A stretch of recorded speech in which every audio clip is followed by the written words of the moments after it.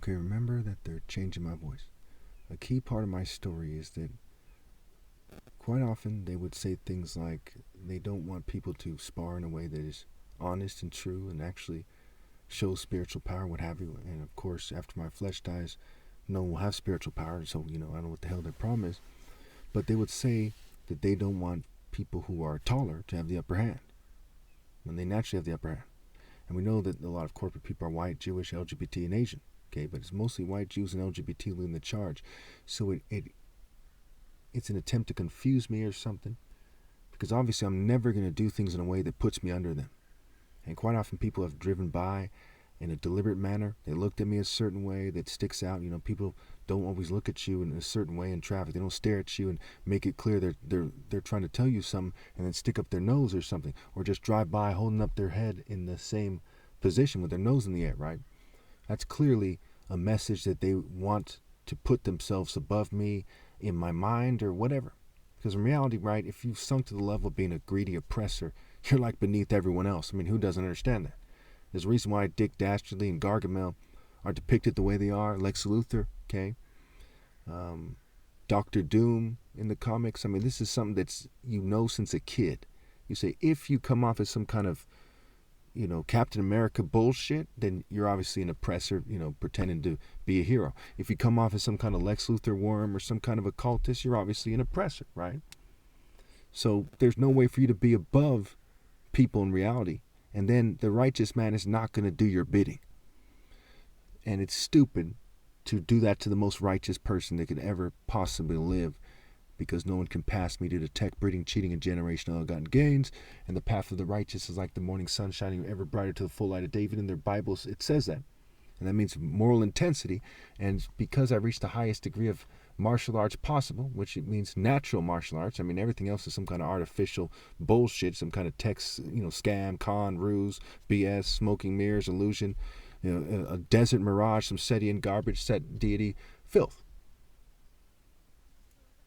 So as we look at this thing, it's like, wow, and they must have said that to me thousands of times. I mean, it's been a lot of times. There were some days where they said it like maybe 10, 12, 20 times in one day. Sometimes it's been a while and they bring it up again.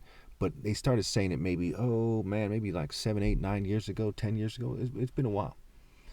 And, at some point, they used to say it like damn near every day, and then they started saying it periodically, something to that effect. So it's been, I wouldn't be surprised if the number's like 1,200 or whatever it is. And obviously it's stupid. And that's why I used the picture on the screen where China and America are having talks over something that is relatively insignificant. If there's some war over Taiwan, it probably won't spread to the whole world. And if it did, so what? The human race is just another species. Okay? We know God is real. And we know the human race doesn't have any value outside of God. And for those of you who are far too dumb to admit to yourself that there's a God, we know that the principles of morality transcend the flesh. That the principles of defending a corrupt state to the vast majority of Americans or people in the military transcend their lives and their flesh, then how the hell would moral precision not transcend that? Okay, all that stuff put together. So it's like, whoa, you people don't even know that? Like, were you raised in a barn by a psychotic, autistic retard or something? What the fuck don't you get?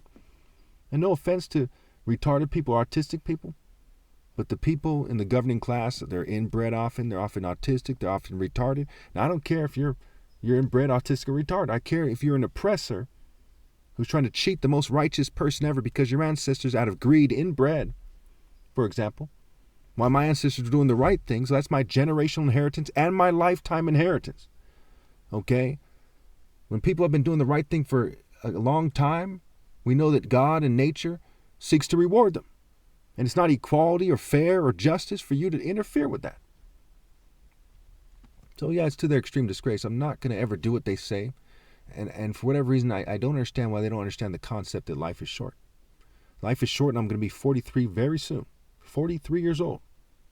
Okay? When I was 33 years old, I felt like I was getting old. I'm going to be 43 years old soon. I've been ready to die since I was like in 4th grade or something for God.